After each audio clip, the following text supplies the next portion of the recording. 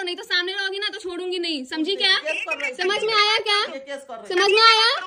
समझ में आया क्या? नहीं समझ में आया अभी? मेरे पति को मैसूर भेज रही है, शर्म करो, अपने पति को लेके जाओ मैसूर, जाओ उस औरत के पास। देखो मनीषा, तुम अभी समझी नहीं हो। अरे रहने दे भाई, तू मेरे बीच में मत पड़ भाई, मत पड़, हाथ जोड़ी हूँ, पैर जोड़ रही हूँ भाई, मत पड़ मत पड़, तू सबके घर में पड़ती है, मत पड़, मैं बोल रही हूँ ना, मत पड़। अगर असली औरत है ना तो ब्लॉक मार दे ये नंबर, अभी तक बीच में पड़ रही है। दीदी मान के मैंने भी बताया था, लेकिन तूने क्या किया? बताया क्या सच? बताया सच? अपने हक के लिए लड़ना पड़ेगा तो ऐसे शब्दों का प्रयोग करना पड़ेगा, और अपने लिए जीना पड़ेगा तो ऐसे ही रहना पड़ेगा, ऐसे बुलंद आवाज करनी पड़ेगी। और अपना रिश्ता बचाना होगा तो इन जैसे लोगों से अपना रिश्ता खत्म करना पड़ेगा। हेलो गाइस, कैसे हैं आप लोग? उम्मीद करती हूँ आप सही होंगे और मैं भी सही हूँ। तो सबसे पहले आप लोगों का मेरे चैनल बीना ब्लॉग में सभी लोगों का स्वागत करती हूँ। और आज आप लोग बोलेंगे बड़ा हंस हंस के बात कर रही है यार, वीडियो अपलोड कर रही है बड़े मुस्कुराते हुए। हाँ यार, आज मैं बहुत खुश हूँ क्योंकि मनीषा ने जो कल वाट लगाई है, जो उसकी आवाज़ थी बुलंद और जो उसने पछाड़ा है ना, उसको देख के ना दिल खुश हो गया है। मेरा नहीं, हर उस लेडी का दिल खुश हुआ होगा जिस पे ये आप बीती बीती होगी और जिसने मनीषा को सपोर्ट किया होगा। पता है, दीदी है, जगत दीदी के बारे में नहीं कर रही, दूसरी दीदी जी है हमारी। तो उन दीदी की आवाज़ है हर किसी के मैटर में घुसना, चाहे बेइज्जत करके निकाला जाए, चाहे जितनी जलील किया जाए, पर घुसना है, इतने अंदर तक घुसना है जहाँ से उनको हर बार जलील करके निकाला गया है। सोशल मीडिया पे भी सामने आके बोला गया है, लाइव में आके, पर दीदी जी है कि समझने का नाम ही नहीं ले रही, सुधरने का नाम ही नहीं ले रही। पर ये सोचते हैं कि मेरी आवाज़ इतनी तेज है ना तो सब लोग डर के थोड़ा समझ जाएंगे। दीदी जी यहाँ सब अपने बारे में अपना अच्छा और बुरा सोचते हैं, जानते हैं कि क्या उनके लिए अच्छा है क्या बुरा है। इतनी तेज आवाज़ मत तो तुम निकाला करो सोशल मीडिया पे कि खुद ही लोग आप ही को गलत साबित करें, और करा भी लोगों ने आपको कितनी बार। पर आप है ना, समझने का नाम ही नहीं ले रहे। पता क्या है, जैसे एक कुआं है और एक कुआं है मेरे सामने, अब मुझे तैरना आता नहीं है पर उसमें गहरा पानी है, बहुत गहरा कुआं भी है।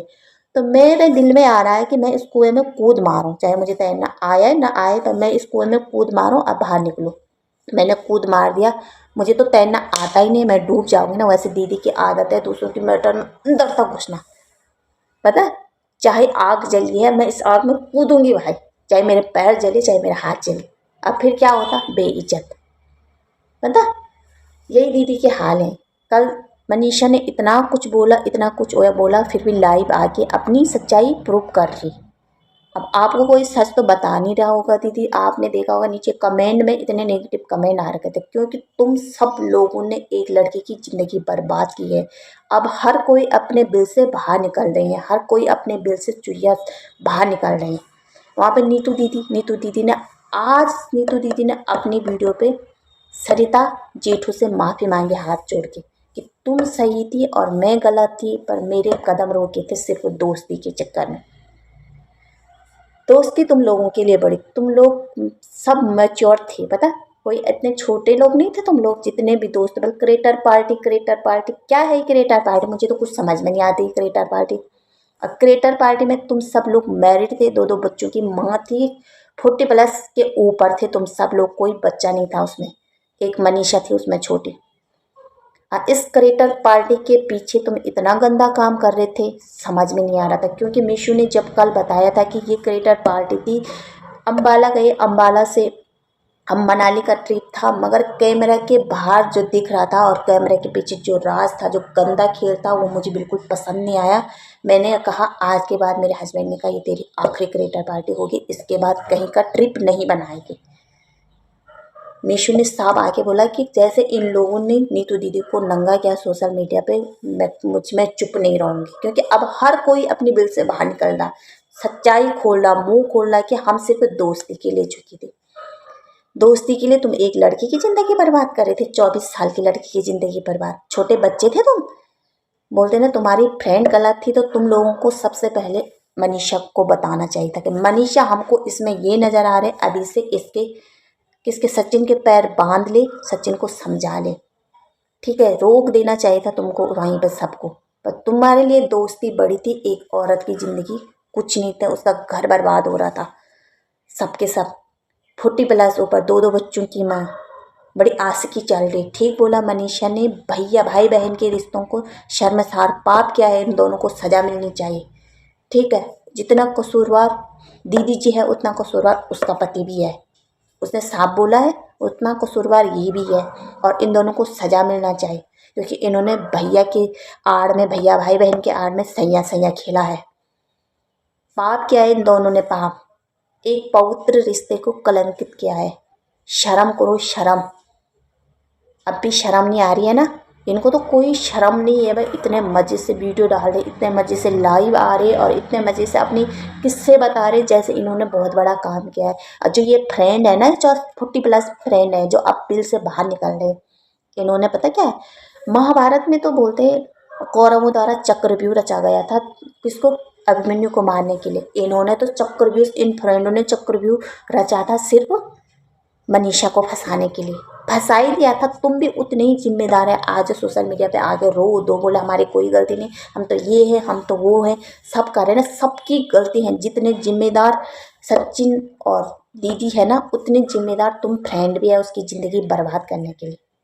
और ये बात जो हो रही थी ना दीदी जी, दूसरी दीदी जी और मनीषा के बीच, ये है जब अभी कुछ हाल में सचिन घर छोड़ के चला गया था अम्बाला से हैदराबाद।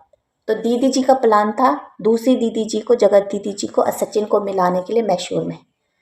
तो वहाँ पे मनीषा ने ठीक बोला, अगर तुम्हें पता था तो मेरे को यहाँ फ़ोन करके आप बोले कि बाबू सचिन का पता चला, उसके नंबर टैग करो, उसका ये करो वो करो, कहाँ वो कर रहे हैं, और मेरे साथ यहाँ बाबू बाबू कर रहे हैं, वहाँ सचिन को मिलाने का प्लान बनाया जा रहा है। तुमने सबने मिल के मनीषा की ज़िंदगी बर्बाद की है। ठीक बोली मनीषा कि अब इससे ज़्यादा बर्बाद क्या होना है, क्या होना उसने इसके साथ से ज़्यादा बर्बाद। जब 1.5 साल से वो जेल लिया, 1.5 साल को सब फ्रेंडों को पता है, और सब फ्रेंड बोल रहे हमारा मुंह चुप था, या इधर जा या उधर जा।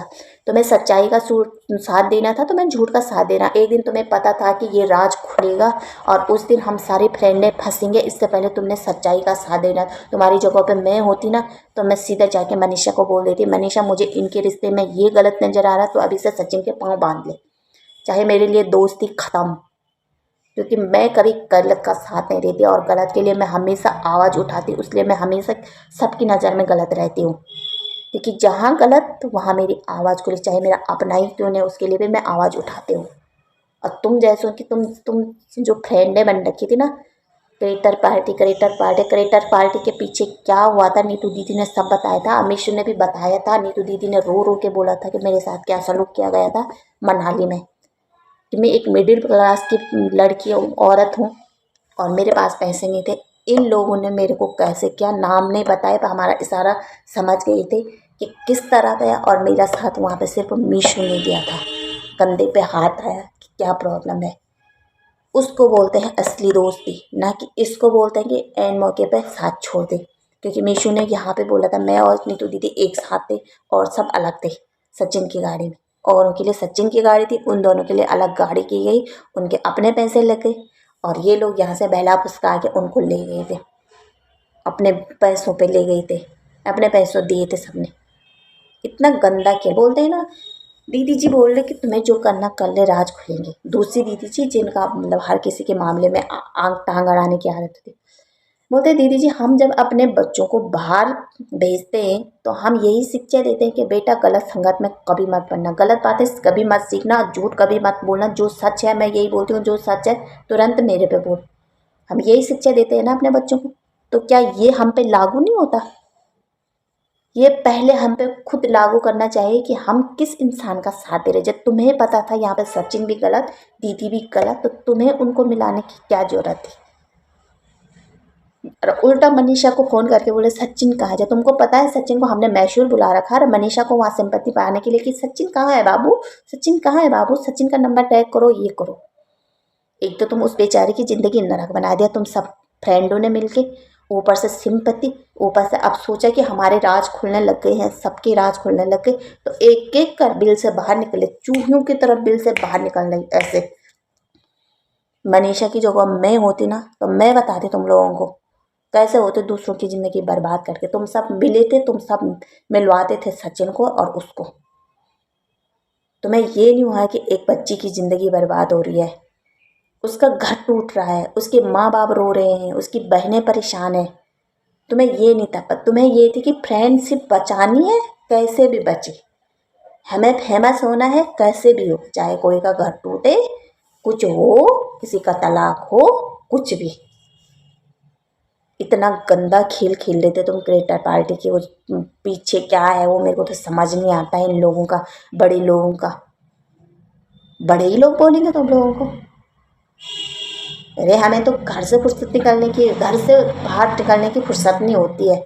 बच्चों को पढ़ाना, बच्चों को वो करना, ये करना। तुमसे तो मेरी उम्र बहुत छोटी है, फिर हमें इतना टाइम नहीं होता कि हम ये करें वो करें। अपने घर में ही हमारा, अभी मैं पड़ोसियों को ढंग से नहीं जानती हूँ, सिर्फ आते जाते जब बच्चों को लेने जाते हैं तभी हम नमस्ते करते हैं, अपना जो फर्ज होता है प्रणाम वो करते हैं, बस किसी के ऊपर आँख उठा के नहीं देखा है कभी।